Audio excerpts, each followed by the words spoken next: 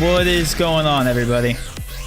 Let me know if the audio is good. Again, I have a semi-new headset, so I can't really tell with the volume and everything. Right now, it's cranked in my ears, so it sounds like it works, but I just want to make sure the audio is loud and clear for you guys, the music and my voice and everything.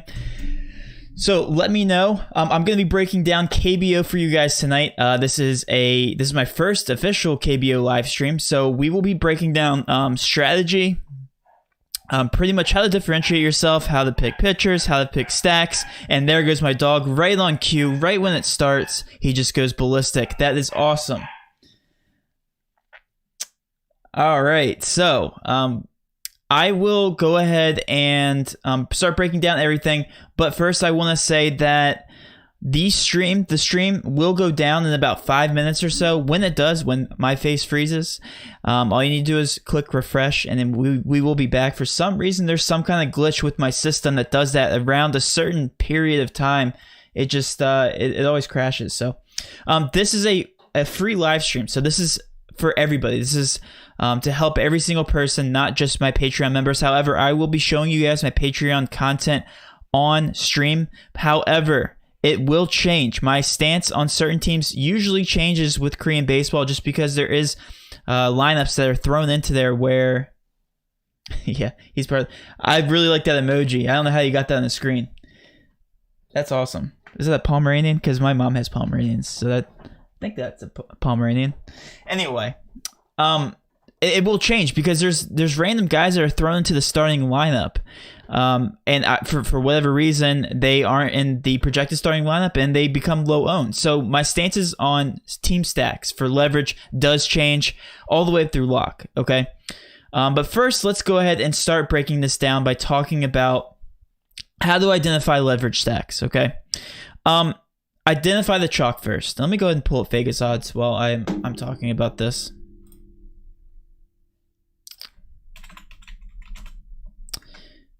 Oops. It was one of the first searches, so I've clearly been here before. And if you guys haven't watched my other video, you can watch it.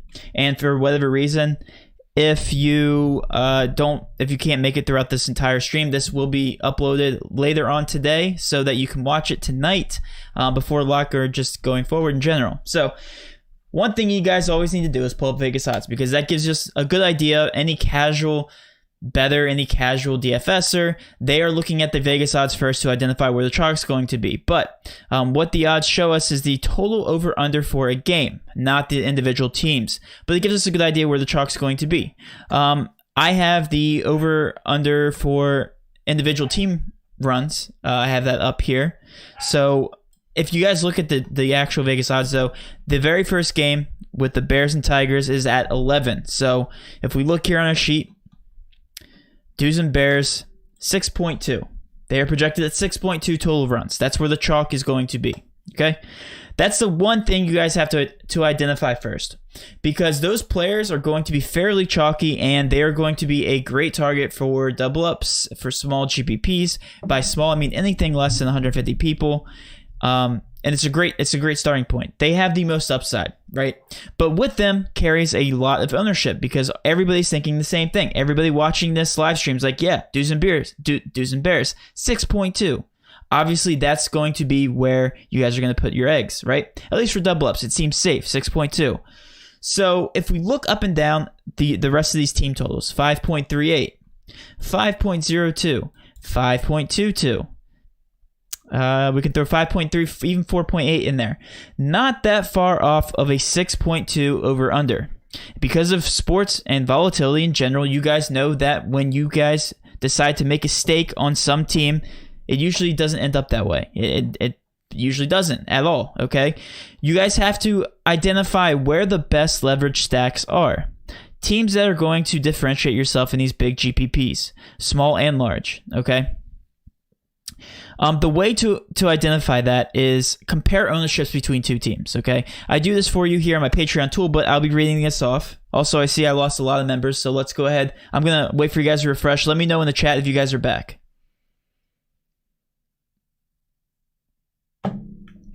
Awesome. Yep, I just see a random drop. It always happens around the same time.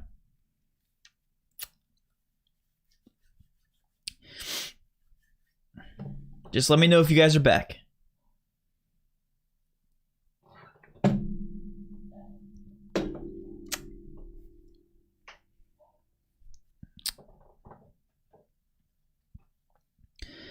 All right, so what we're looking at is a team that has a lower ownership than Doos and Bears, but not a huge drop-off, okay? For the common folks, the people who don't have access to my Patreon, ownership projections usually come in the premium price. But one thing you can look at, okay? One thing you can look at is the over-under. If there's a drop-off from the over-under, you can pretty much guess that a 5.2 from KIW is going to carry less ownership. That is true. Same thing with NC. They're going to carry lower ownership. So these are great one-off teams, okay?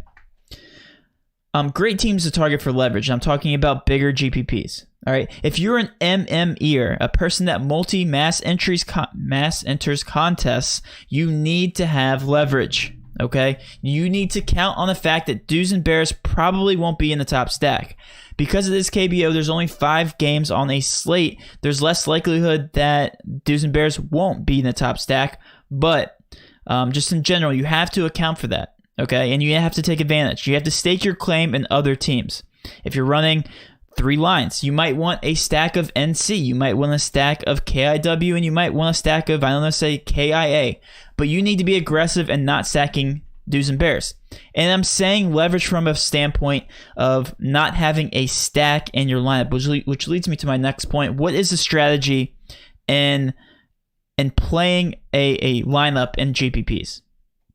I mentioned this in my video, but I'll go ahead and touch base on it again. So if we look at the previous contest, I won't bring up the previous contest. Of the past, I think 3 or 4 nights, 2 of the 4 nights, a 4-man stack has been in the optimal lineup, a 4-man stack of a particular team. A 3-man stack has been in another optimal, and then one was all over the place. That was actually last night, where it was literally one person from like almost pretty much every team. I think there was technically a 2 stack in there.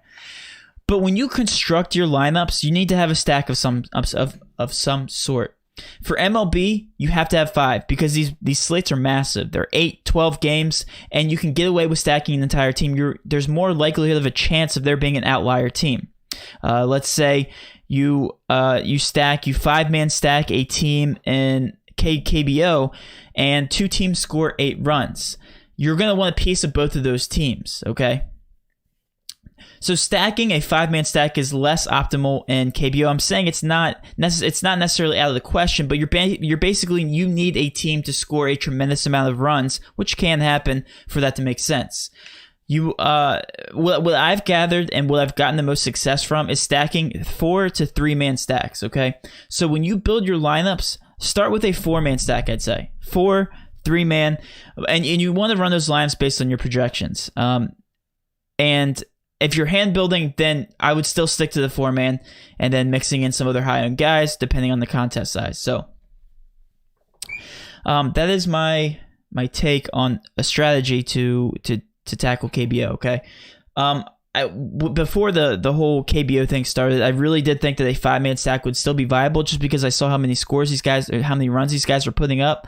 But I didn't realize that literally every single team is putting up runs day in and day out. So it's become frustrating, but I just had to tweak my strategy just a little bit. I do recommend 4-man stacks if you're going to be doing that. Okay, and then the next question is going to be, who do I stack?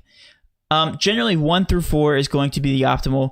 2 through 5 is another good option. A mix of 1, 3, 4. It really depends on the individual stats. The 2 stats that you're going to be looking for, and just in general with any player, if I have this sorted by, it looks like hitters, and I sort by ISO, you're looking for an ISO and weighted on base average. What these 2 things mean: weighted on base average means the probability that this player will get onto base. Okay, so this guy has a 40.8% chance to get on base. You're looking at those 2 statistical categories. ISO means how far the ball is hit.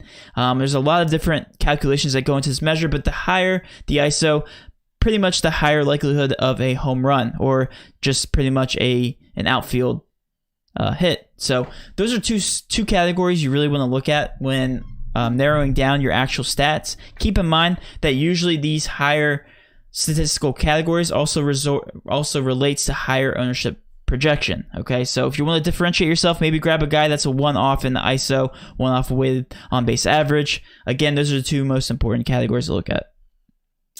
All right, so man, I pretty much touched on a lot there.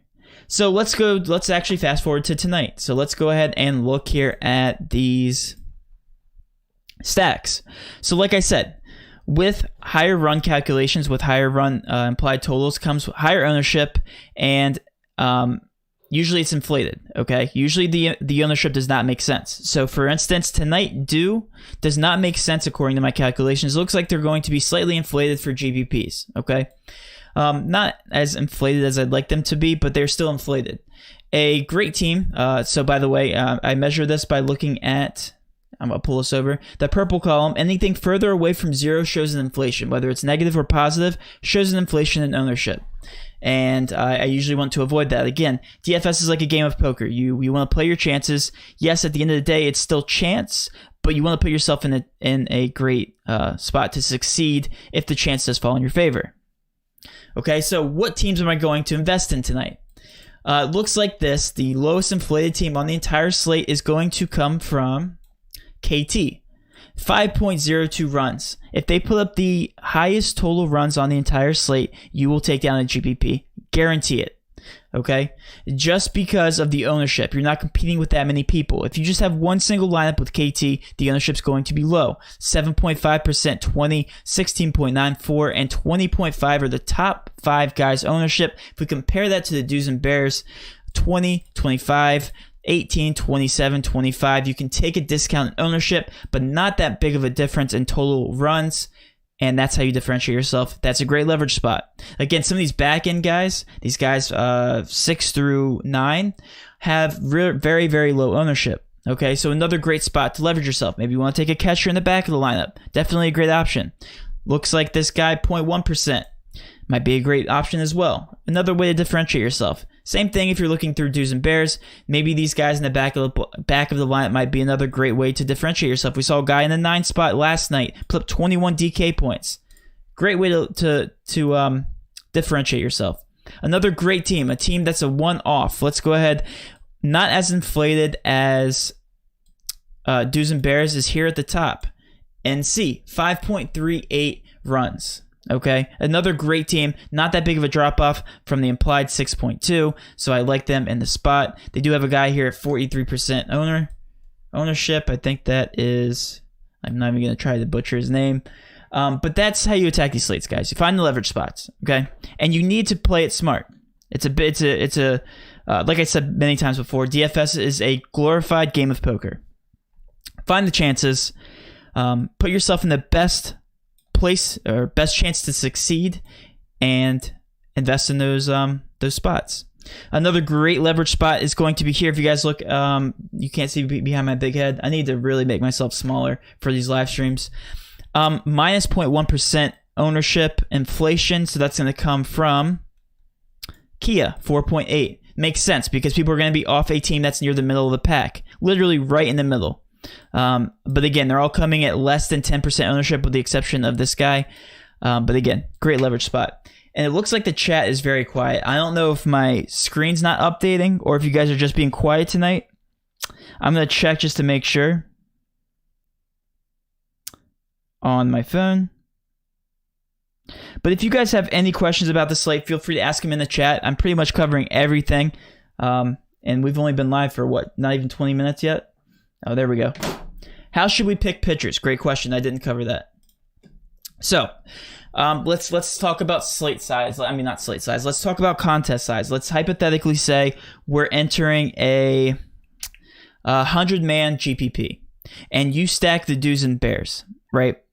You can assume that because you have a chalk stack, that everybody's going to have that same chalk stack. One good way to differentiate yourself is also find the one-off in the pitcher spot. So tonight, it's Dan Strawley at 66.8%, the highest owned. Hyung Jun So is the next highest owned. You might want to find a one-off with the pitchers because, again, a GPP is all about leverage. Let's say you're playing a massive GPP, okay, and you happen to play the Do's and Bears. You're going to want to take 2 very low-owned starting pitchers. That's gonna be your chance to differentiate yourself. There's different ways to differentiate yourself in KBO, and that is with the hitting stacks, with the pitchers, and even your fillers. Okay, if you're not differentiating yourself with your stack, with your physical hitting stack, differentiate yourself with your pitchers. Vice versa. If you're picking chalk pitchers, differentiate yourself with your stacks. Okay, you generally want to look at the stacks. They take higher priority than the pitching because they have more upside. If a player gets a home run, that's 14 points. Boom, right there. Okay, a pitcher can easily not score 14 points on a given night. Okay, so if you get a relay going with your stack, the one person gets a hit, next person gets a hit, one person steals, then the next person hits a home run. I mean, there's potentially 30 points almost right there. Okay, with the pitcher, they have to go the entire game just to even get close to 30 points. All right. Yep. Yeah, I know. Jason, I'm sorry. I could have done that. Pitcher and main lineup. You're asking for my opinion. So the highest owned is going to be Dan Strawley. So previous Oriole. So do you have 3 to 4 stacks in your Patreon now instead of 5? I do. Yep, I do. I actually changed the lingo and I put a 4-man stack there on the Patreon. Yep. I don't have 5 now. Like I said, 5 is not out of the question, but if we've looked at previous stats, it's just because the slate sizes are smaller, there tends to be less of a standard deviation for actual total runs on these teams, which is kind of frustrating just from a GPP perspective because these guys that are just putting in random people are winning these GPPs. There's no strategy there. You're just simply picking out of a hat, and they happen to get very lucky, and that's what wins GPPs. So I stick to 3 to 4-man stacks. I've been doing 4 lately. It's been there's been a ton of success. Also, I want to say tonight there's a ton of weather concerns. If you guys haven't already, please look up Kevin Roth. I'm gonna pull up his Roto Grinders page here so that you guys know what to look at. I hope I can still view it. Am I not signed in?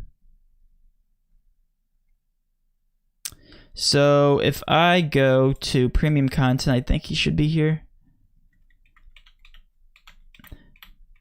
What am I saying? I don't need a premium. I don't need a premium tool to look at this. Hold on. Let me go ahead and look him up on Twitter and give you guys his Twitter @ because he's extremely helpful, and he was for MLB. He's usually on point. He even gives like actual percentages that the game will go the distance or be postponed. Yeah, so rain will play a huge factor tonight.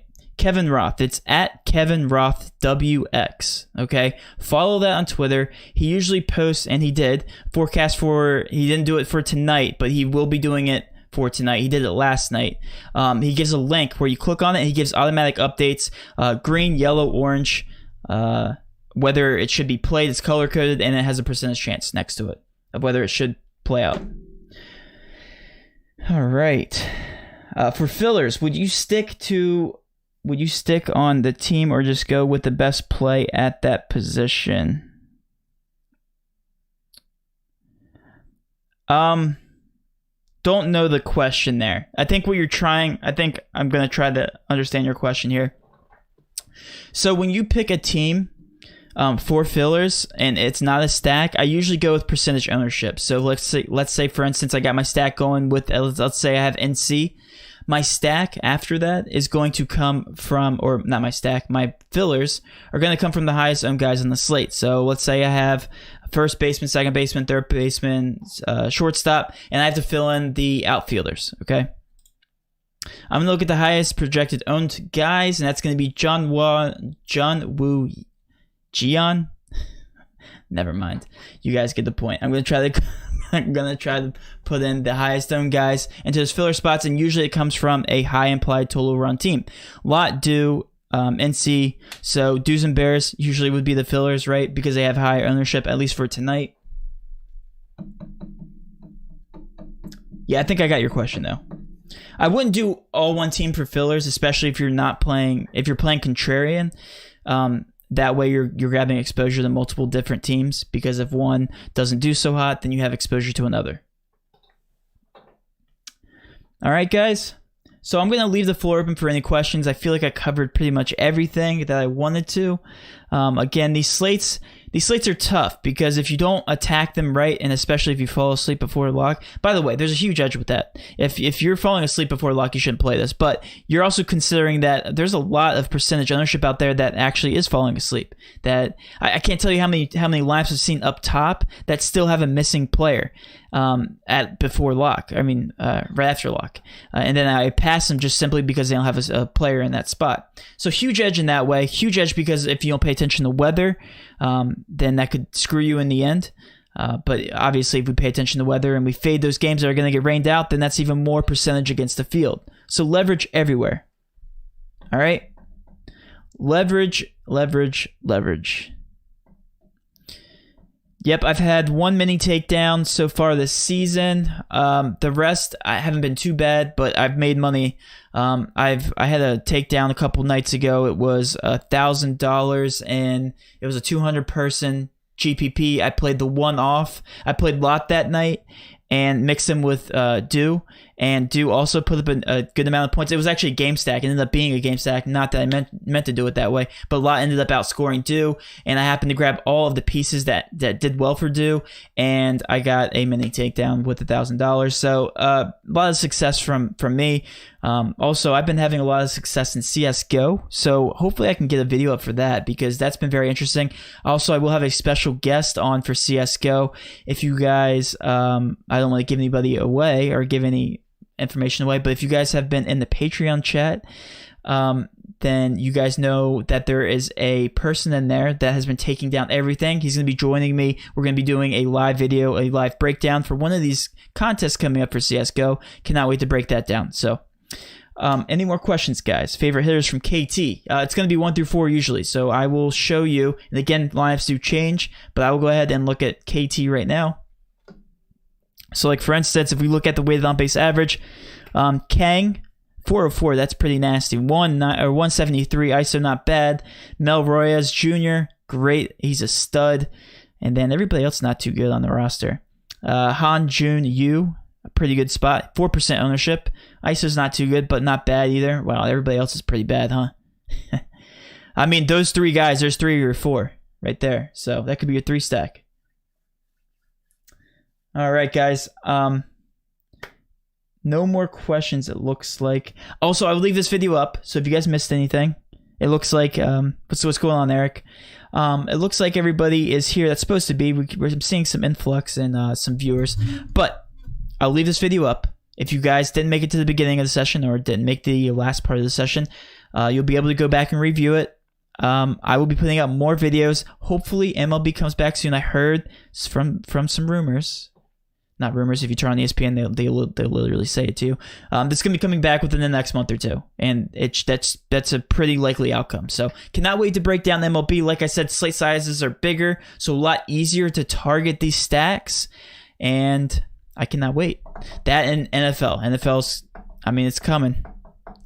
What do we got? 3 more months for that? 4 more months?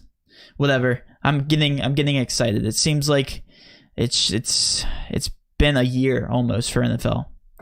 But anyway, I'm going to... Oh, how's TJ doing? Good question. He actually just texted me this morning. He just moved into a new place. I don't know if he likes me putting his information out there, but moved near Boston, moved back to his hometown. He will be joining me actually pretty soon, especially when MLB starts back up, okay? That's going to be something he's going to be doing live streams back with me. He's going to be doing a little bit of esports, but he will be joining me back here relatively soon. Just life got in the way. Very stressful and moving and everything. So anyway, I will talk to you guys later. Thanks for tuning in, guys. Thanks for all the support. Really do appreciate it. And with all that being said, let's cash.